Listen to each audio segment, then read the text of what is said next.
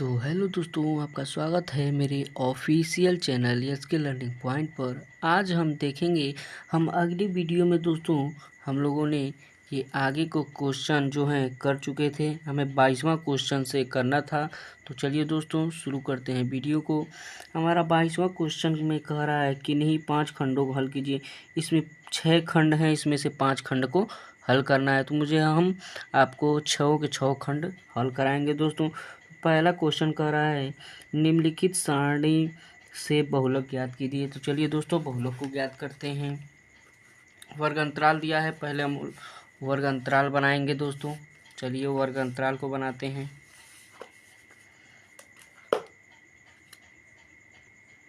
तो दोस्तों हमारा 22वां क्वेश्चन का कह रहा है बहुलक ज्ञात कीजिए। तो चलिए दोस्तों हम वर्ग अंतराल बनाते हैं। पहले लिखेंगे वर्ग अंतराल, उसके बाद लिखेंगे बारंबारता।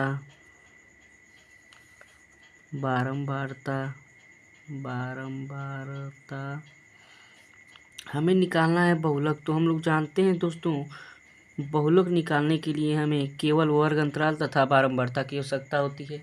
इसी दोनों से हम सब निकाल सकते हैं। तो देखिए हमारा वर्ग अंतराल दिया है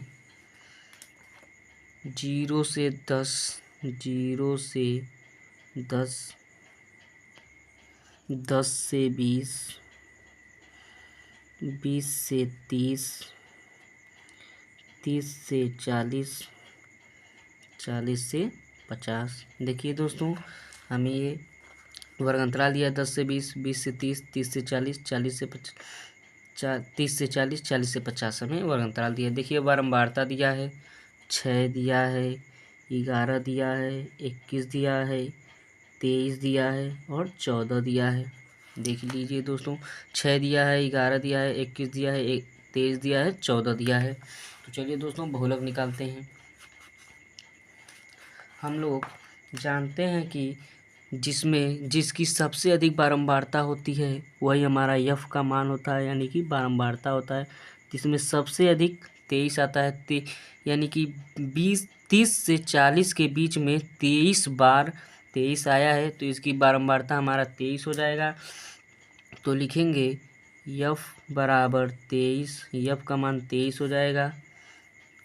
और L1 बराबर L1 हमारा 30 हो जाएगा। L2 हमारा 40 हो जाएगा। और हम जानते हैं कि जो हमारा बारंबारता होती है, बारंबारता की पहले की बारंबारता हमारा F1 होता है, F1 हमारा 21 हो जाएगा।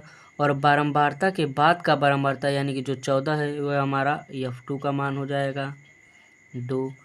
और यच हमें निकालने के लिए हम लोग जानते हैं दोस्तों, यच के लिए हमारा फार्मूला होता है L2 माइनस L1, यानी कि L2 में से L1 को घटा देंगे तो हमारा यच मालूम हो जाएगा। तो 40 में से 30 को घटा देंगे तो हमारा 10 आ जाएगा आंसर यच का मान।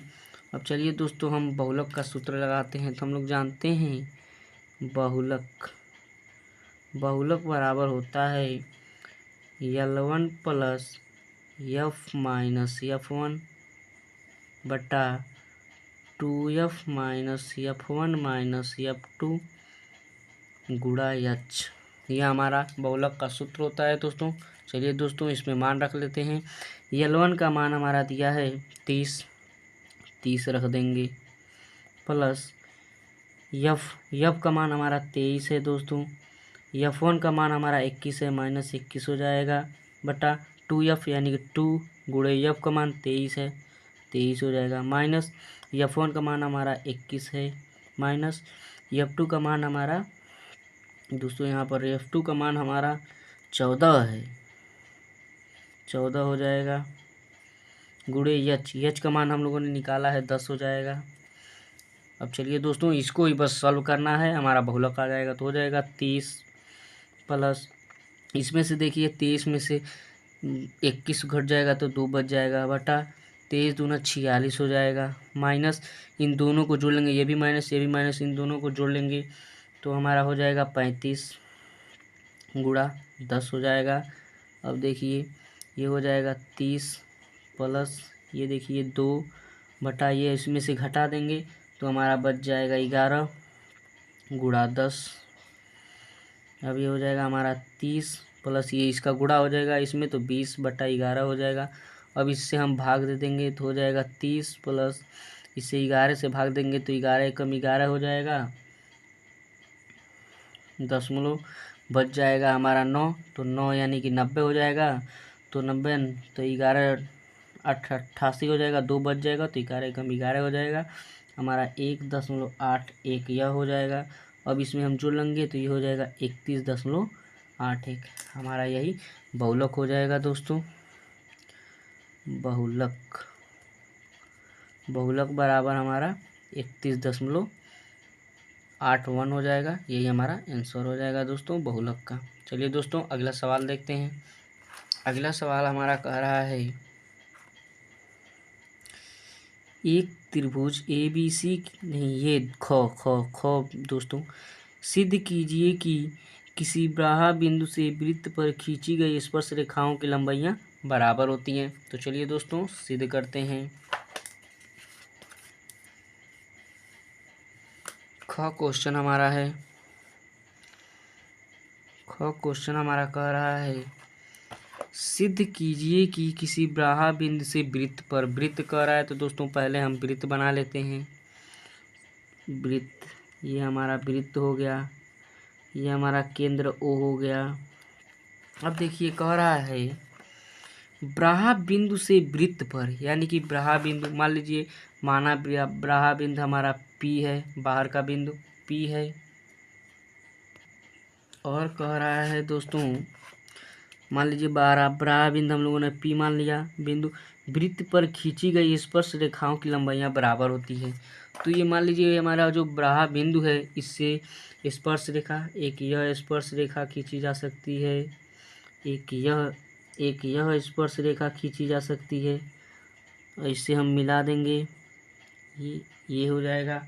तो यही कह रहा है कि माना इसे हम A मान लेंगे, इसे हम B मान लेंगे, तो यह कह रहा है कि जो इस बाह्य बिंदु से वृत्त पर जो स्पर्श रेखाएं खींची गई हैं, बताइए कि यह AP और BP बराबर हैं, यानी कि स्पर्श रेखाओं की लंबाइयाँ बराबर है। इसे ही हमें सॉल्व करना है दोस्तों। सबसे पहले लिखेंगे दिया है एक वृत्त है जिसका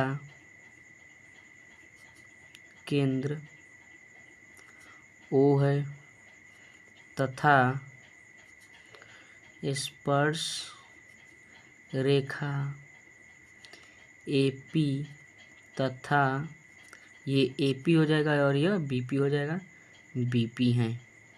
अब हम लिखेंगे दोस्तों सिद्ध करना है,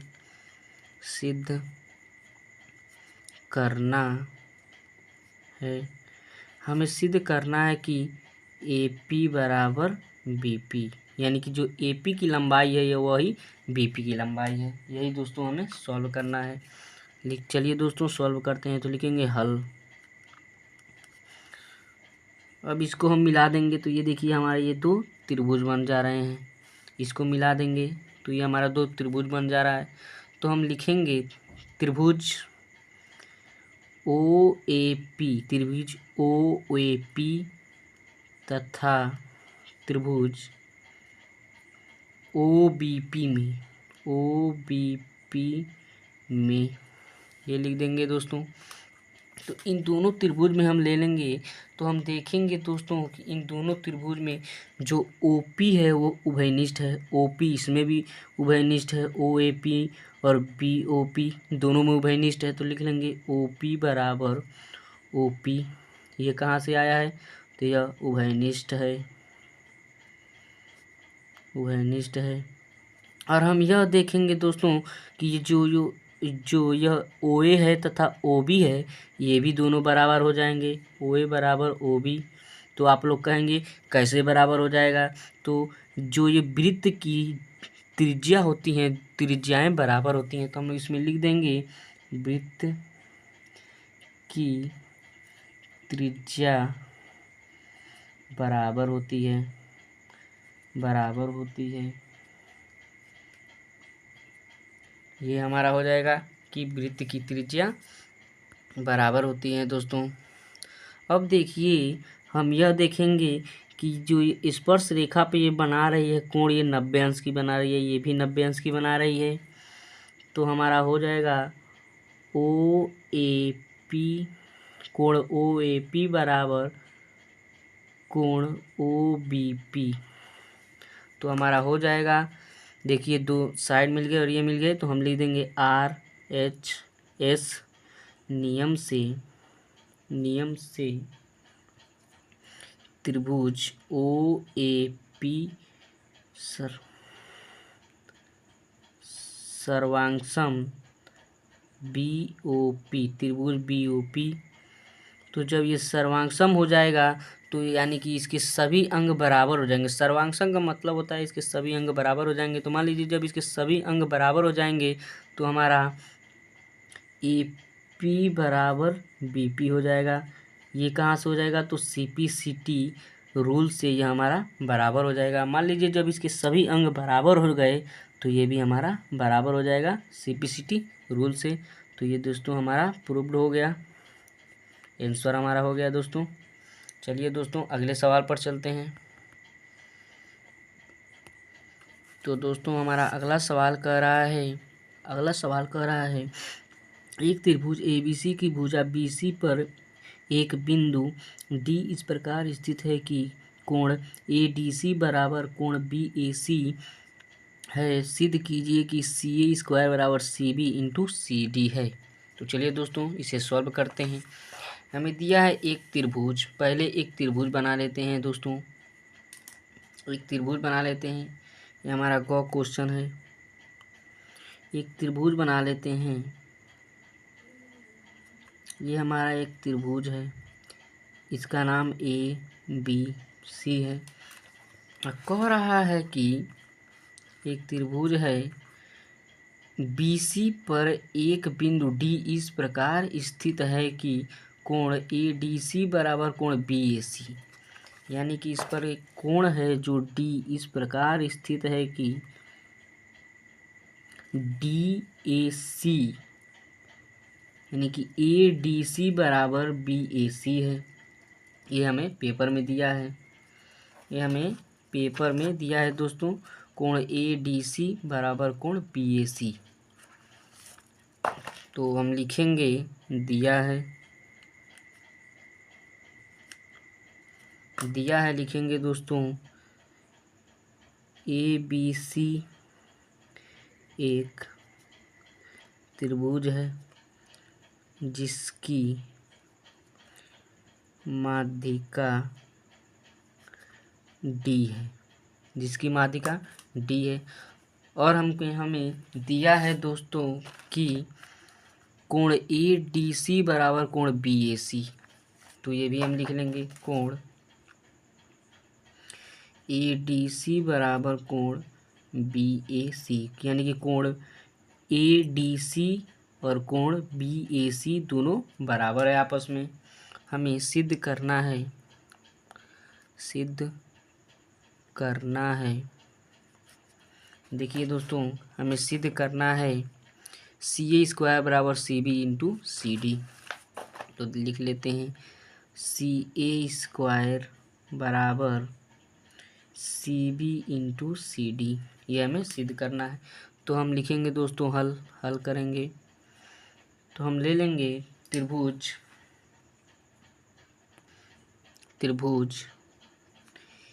ABC, यानी कि त्रिभुज ABC तथा त्रिभुज DAC में, त्रिभुज ABC तथा त्रिभुज DAC हम इसे इसलिए लेंगे दोस्तों क्योंकि हमें CA² लाना है। तो मान लीजिए इसमें भी CA आ जाएगा, यानी कि ABC इसमें भी AC आ जाएगा, और DAC इसमें भी AC आ जाएगा दोस्तों। इसीलिए हमने इन दोनों को त्रिभुज के लिया है। तो चलिए दोस्तों इन दोनों त्रिभुज में देखते हैं।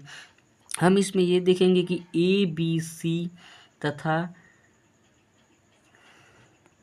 तथा देखिए दोस्तों, ए बी सी तथा डी ए सी में दोनों में सी जो है हमारा ये कॉमन है कोण, तो कोण सी बराबर कोण सी यह उभयनिष्ठ है, उभयनिष्ठ है दोस्तों।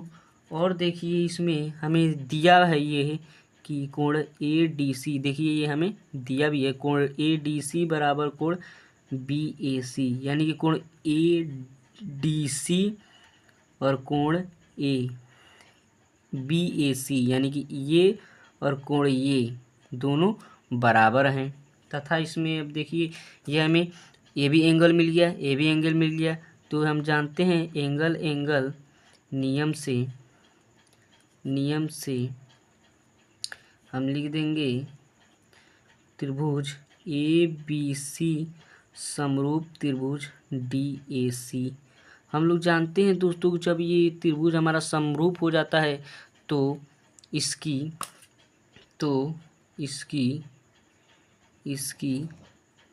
संगत भुजाएं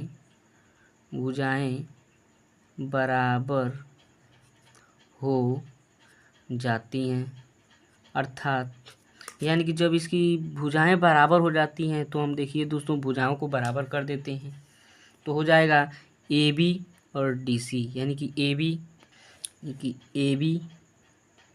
यह ए बी और यह डी ए बराबर ये बी सी और ये सी, ये बी सी बटा ए सी बराबर ये ए सी और ये डी सी, यानी कि ए सी बटा डी सी।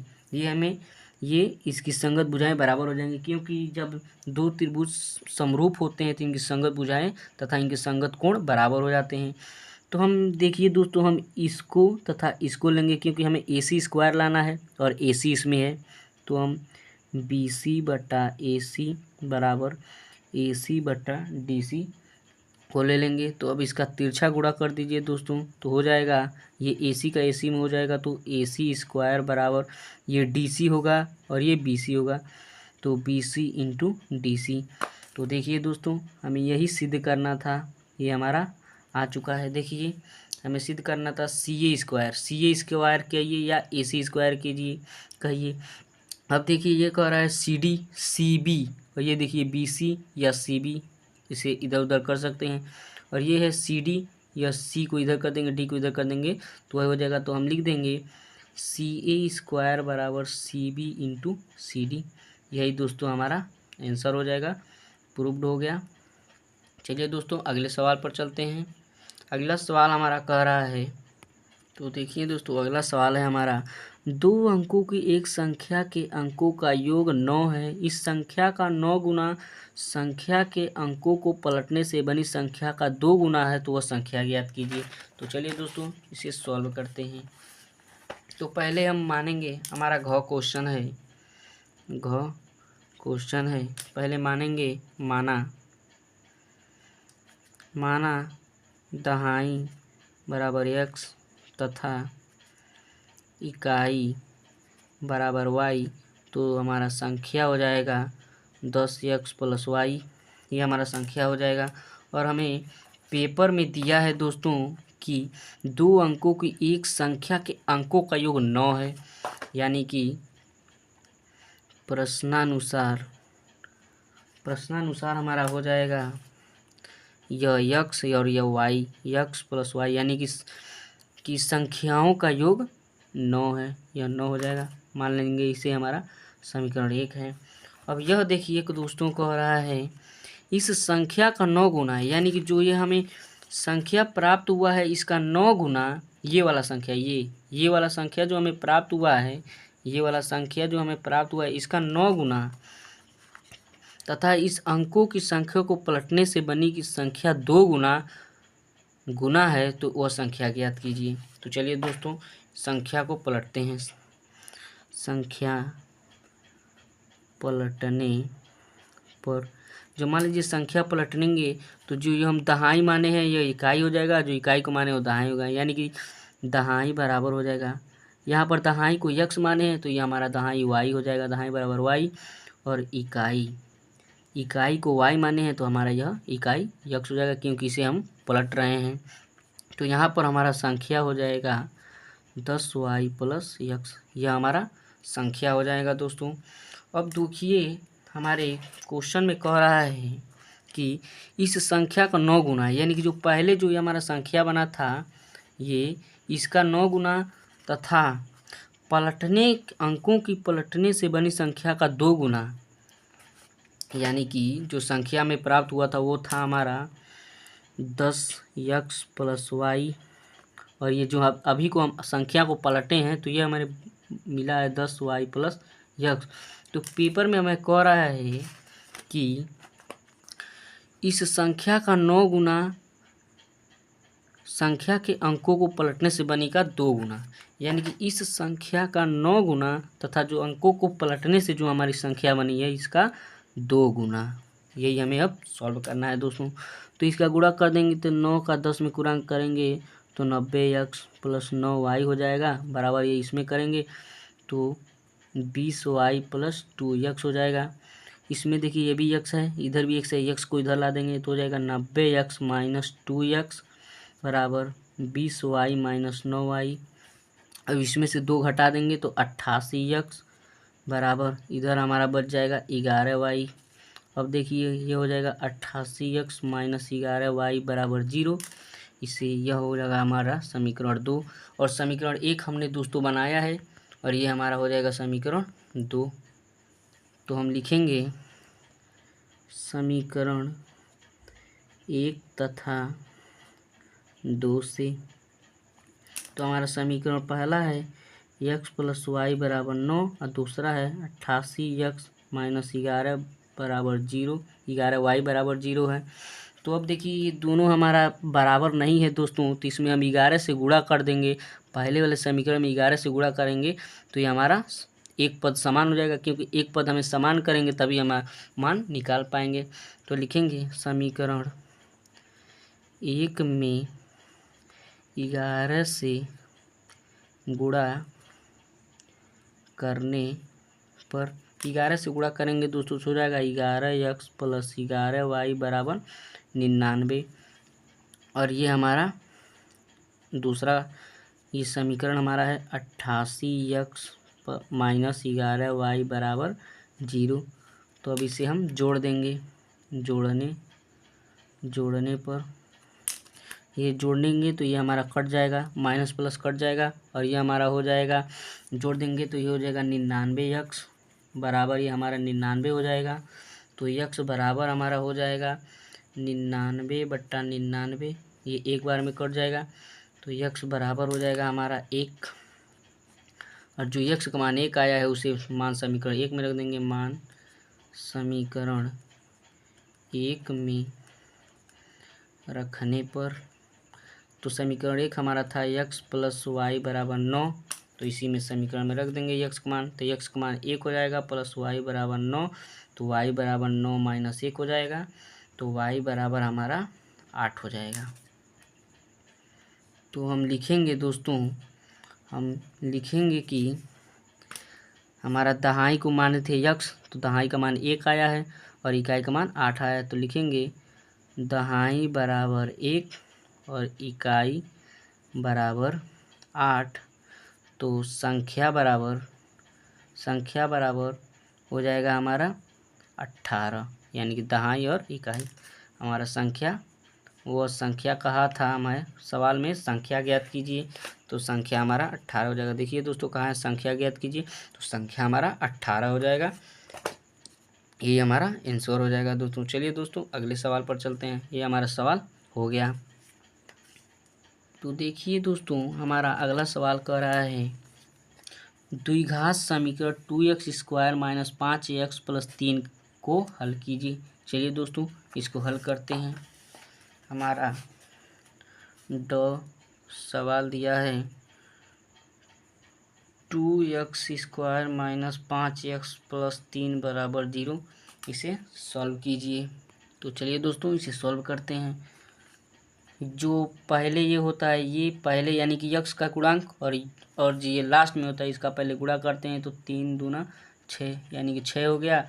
तो अब हम यह देखेंगे गुणा करने पर 5 यानी कि गुणा करने पर 6 तथा जोड़ने पे 5 आए, तो हम देखेंगे यही है हमारा 3 × 6 यानी कि 3 × 2 बराबर 6 और -3 - 2 बराबर -5। तो इसी को हम लोग लिख लेंगे तो हो जाएगा 2x² माइनस कोष्टक में हो जाएगा -3 - 2 और ये बाहर x हो जाएगा +3 बराबर 0।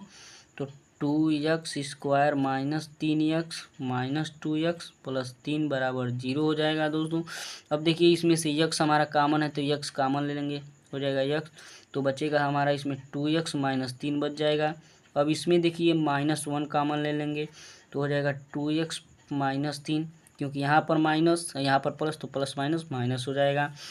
अब देखिए एक कोष्टक में 2x - 3, एक कोष्टक में x - 1। अब देखिए इसको ले लेंगे तो हो जाएगा 2x - 3 बराबर 0, तो 2x बराबर 3, तो x बराबर 3/2 हो जाएगा। अब देखिए इसे यदि ले लेते हैं तो हो जाएगा x - 1 बराबर 0, x बराबर 1। तो ये हमारा x का मान 1 आ गया और x का मान हमारा 3/2 हो गया। तो लिखेंगे x बराबर 3/2, 1। यही दोस्तों हमारा आंसर हो जाएगा। अब देखिए अगला क्वेश्चन हमारा कह रहा है यदि एक बगीचे की परिमाप 120 मीटर और क्षेत्रफल 800 वर्ग मीटर है तो उसकी लंबाई और चौड़ाई ज्ञात कीजिए। दिया है कि लंबाई चौड़ाई से दोगुनी है। चलिए दोस्तों इसे सॉल्व करते हैं। हमें हमारा सवाल है, कह रहा है दिया है परिमाप बराबर 120 मीटर तथा क्षेत्रफल बराबर 800 मीटर। देखिए दोस्तों हमें इसमें कह रहा है परिमाप बराबर 100 मीटर, क्षेत्रफल बराबर 800 मीटर। तो दोस्तों इसमें हम मान लेंगे माना लंबाई बराबर x। तो हम लोग जानते हैं लंबाई बराबर जब x हो गया तो हम लोग जानते हैं हमारा दिया है परिमाप बराबर 120 मीटर। तो हम लोग परिमाप का सूत्र जानते हैं दोस्तों। हमारा परिमाप का सूत्र होता है 2 × लंबाई प्लस चौड़ाई, ये हमारा सूत्र होता है। और बराबर 120 दिया है, 2 से काट देंगे, 2 × 6 = 12 हो जाएगा। लंबाई हमने x माना है तो x हो जाएगा प्लस चौड़ाई बराबर हो जाएगा 60। तो देखेंगे हमारा चौड़ाई, तो चौड़ाई बराबर हो जाएगा हमारा 60 - x। ये हमारा हो जाएगा समीकरण 1 हो जाएगा दोस्तों। अब देखिए हमें दिया है क्षेत्रफल, दिया है, लिखेंगे क्षेत्रफल बराबर 800 वर्ग मीटर। तो हम लोग जानते हैं दोस्तों क्षेत्रफल का सूत्र होता है लंबाई × चौड़ाई बराबर 800 मीटर।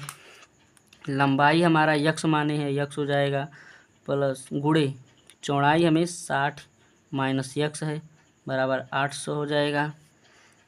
अब देखिए इसका इसमें गुणा कर देंगे तो हो जाएगा 60x - x² बराबर 800।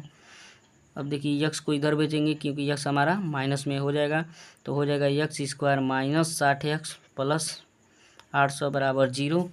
अब इसे हमें सॉल्व करना है दोस्तों। तो देखिए दोस्तों हो जाएगा, हमें गुणा करेंगे 40 × 20 गुणा करेंगे, 40 × 20 गुणा करेंगे तो हमारा 800 आएगा। और 40 - 20 बराबर -60 हो जाएगा दोस्तों। तो देखिए लिखते हैं x² - 40 - 20 इंटू x प्लस 800 बराबर 0। x² माइनस हो जाएगा 40x माइनस हो जाएगा 20x प्लस 800 बराबर 0।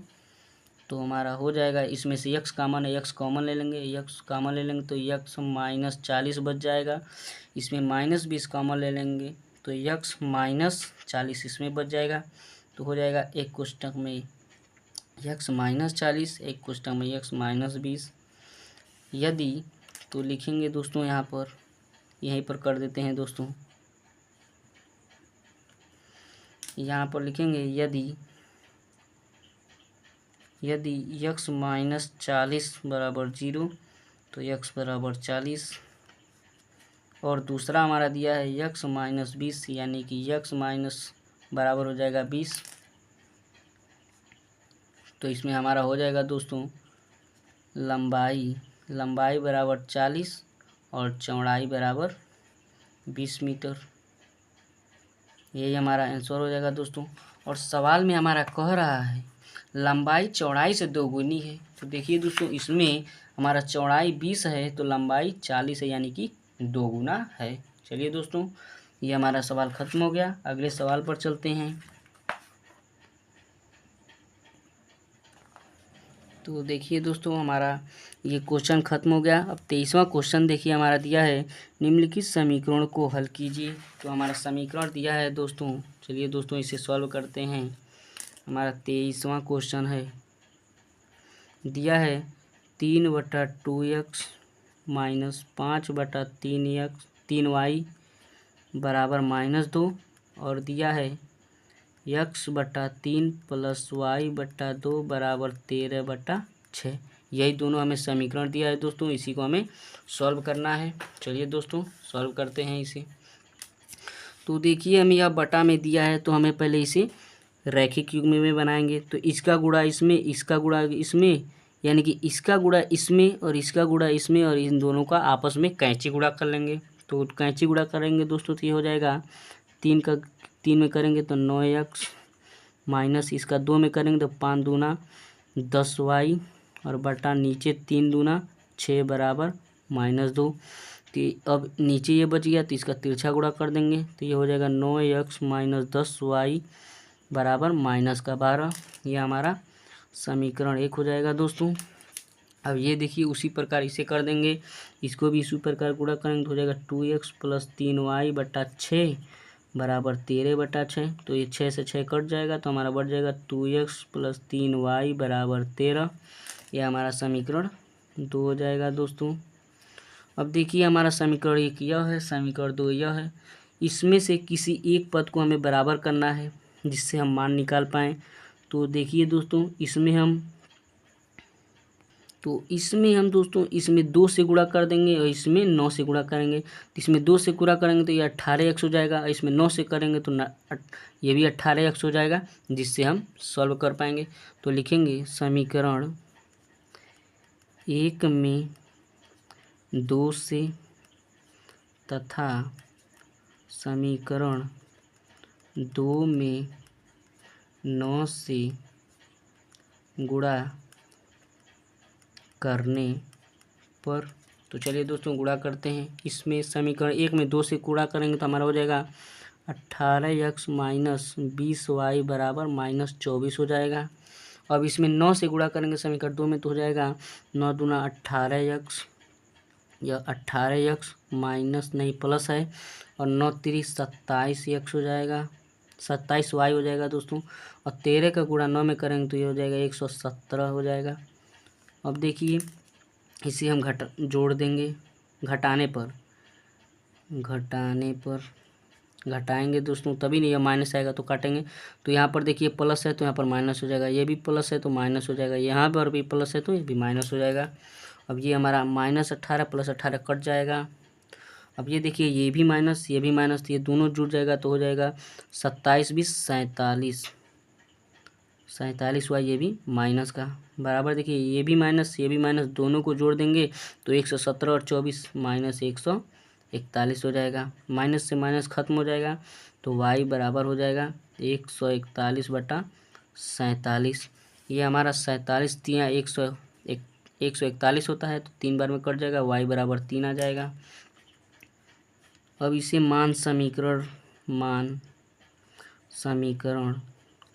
1 में रखने पर, अब इसका मान समीकरण 1 में रख देंगे दोस्तों तो हमारा आंसर आ जाएगा। देखिए हमारा ये समीकरण 1 है, y का मान आ गया है, समीकरण 1 में x का मान रख देंगे तो हो जाएगा। तो हमारा पहला समीकरण है 9x माइनस 10y बराबर -12। इसी में y का मान रख देंगे तो हो जाएगा 9x माइनस 10 गुणा y का मान 3 बराबर -12। तो हो जाएगा 9x माइनस 30 बराबर -12। तो 9x बराबर ये माइनस का 30 है, उधर आएगा तो प्लस का 30 हो जाएगा, इधर -12 है, ये है प्लस 30 हो जाएगा। तो 9x बराबर इसमें से घटा देंगे तो 18 हो जाएगा। तो x बराबर 18/9, 9 दूना 18, यानी कि x का मान हमारा 2 आ जाएगा। तो लिखेंगे दोस्तों, हल कर कर लिखेंगे, सॉल्व करके लिखेंगे x बराबर 2 तथा y बराबर 3। यही हमारा आंसर हो जाएगा दोस्तों, ये हमारा आंसर हो जाएगा। चलिए दोस्तों अगले सवाल पर चलते हैं। अगला सवाल हमारा कह रहा है दोस्तों, अथवा में दिया है, उस एपी के प्रथम 51 पदों का योगफल ज्ञात कीजिए जिसके दूसरे और तीसरे पद का तीसरा पद क्रमशः 14 और 18 है। चलिए दोस्तों इसे भी सॉल्व करते हैं। तो हमारा दिया है दोस्तों अथवा वाला क्वेश्चन, यह हमारा अथवा वाला क्वेश्चन है। कह रहा है उस एपी के 51 पदों का योगफल ज्ञात कीजिए। 51 पदों का है, यानी कि इक्का के उसमें केवल 51 पद हैं, तो हमारा n बराबर 51 हो जाएगा दोस्तों। और कह रहा है दूसरा पद लिखेंगे, दूसरा पद 14 है तथा तीसरा पद हमारा 18 है। तो हमें यनवा पद निकालना है दोस्तों। चलिए दोस्तों सॉल्व करते हैं। दिया हमारा दूसरा पद, तो दूसरा पद हमारा हो जाएगा a + d बराबर 14 और तीसरा पद हो जाएगा a + 2d बराबर 18। आप लोग कहेंगे यह कहाँ से आ गया? तो दोस्तों हम लोग जानते हैं हमारा an बराबर होता है a + n - 1 गुणे d, यह यनवा पद का सूत्र होता है। तो आप कहेंगे कहाँ से a + d आ गया है? तो देखिए दोस्तों यही होता है n-1, यानी कि जब 2 है तो 2 में से 1 घटा दीजिए, यानी कि हो जाएगा, मान लीजिए इसमें हम मान रख देते हैं दूसरा पद का, तो a हो जाएगा a + n का मान 2 दिया है दूसरा पद, 2 - 1 गुणे d, तो हमारा हो जाएगा a प्लस इसमें से 1 घटा देंगे 1 गुणे d बराबर a + d। देखिए दोस्तों यही बात आया, यहाँ पर भी वही बात आया, तो वही बात आ गए। उसी प्रकार हमारा यही फार्मूला है, उसी से आता है। अब देखिए ये हमारा समीकरण 1 हो गया, ये हमारा समीकरण 2 हो गया। तो लिखेंगे समीकरण 1 तथा 2 से, तो हो जाएगा हमारा पहला a + d बराबर 14 और दूसरा हो जाएगा a + 2d बराबर 18। तो लिखेंगे दोस्तों घटाने पर लिखेंगे, तो यहाँ पर प्लस है माइनस हो जाएगा, यहाँ पर भी प्लस है माइनस हो जाएगा, यहाँ पर प्लस है माइनस हो जाएगा, तो प्लस ए माइनस से ख़त्म हो जाएगा। अब देखिए -2d और +d, तो 1 घट जाएगा तो -d बराबर, यहाँ पर देखिए +14 -18 घट जाएगा तो -4 हो जाएगा, यानी कि माइनस माइनस खत्म हो जाएगा। d बराबर हमारा 4 हो जाएगा, d का मान 4 हो जाएगा दोस्तों। मान इसे समीकरण 1 में रख देंगे, मान समीकरण 1 में रखने पर, समीकरण 1 में मान रख देंगे दोस्तों। समीकरण 1 हमारा a + d बराबर 14 है, तो इसी में मान रख देंगे, तो a + d की जगह पर 4 बराबर 14, तो a बराबर 14 - 4 हो जाएगा, तो a बराबर हमारा 10 आ जाएगा आंसर। अब हमें कह रहा है यनवा पद निकालिए, तो अब इसमें हम यानी कि यन पदों का योग निकालेंगे। तो हम लोग जानते हैं यन पदों का योग यन बराबर होता है n/2 कोष्टक में 2a + n-1 गुणे d, ये हमारा फार्मूला होता है दोस्तों। तो यन का मतलब यानी कि 51 पद या 51वां पद हमें निकालना है, 51वां पद हो जाएगा, तो यहाँ पर 51 लिख देंगे। अब यन का मान हमारा 51 है, तो 51/2 हो जाएगा। अब ये 2 गुणे ए का मान हम लोगों ने 10 लाया है, 10 प्लस यन का मान हमारा 51 है -1 गुणे डी का मान हम लोगों ने 4 अभी को लाया है दोस्तों, ये 4 हो जाएगा। अब इसी को सॉल्व करेंगे, हमारा मान आ जाएगा दोस्तों, तो ये हो जाएगा 51/2, ये हो जाएगा 20 प्लस ये हो जाएगा, घटाएंगे तो 50 गुणे 4 हो जाएगा। अब ये हो जाएगा हमारा 51/2, ये कोष्टक हो जाएगा 20 प्लस 50 का 4 में गुणा करेंगे तो ये हो जाएगा 200। अब देखिए दोस्तों 51/2 गुणे, देखिए इसे दोनों को जोड़ देंगे तो ये हो जाएगा 200 220 हो जाएगा। अब 2 से काट देंगे इसे तो 2 का नम 2, 2 का नम 2, ये हो जाएगा। अब इसका 51 गुणे 110 का गुणा कर देंगे तो हमारा आंसर आ जाएगा दोस्तों।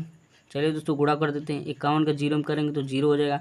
51 एकम 51 यानी कि 1 हो जाएगा, हासिल बच जाएगा 5। 51 एकम 51 5 56 यानी कि 56 10 हमारा आंसर हो जाएगा। यस 51 का यानी कि 51वां पद का आंसर हमारा 5610 हो जाएगा दोस्तों, ये हमारा आंसर हो जाएगा। चलिए दोस्तों अगले सवाल पर चलते हैं।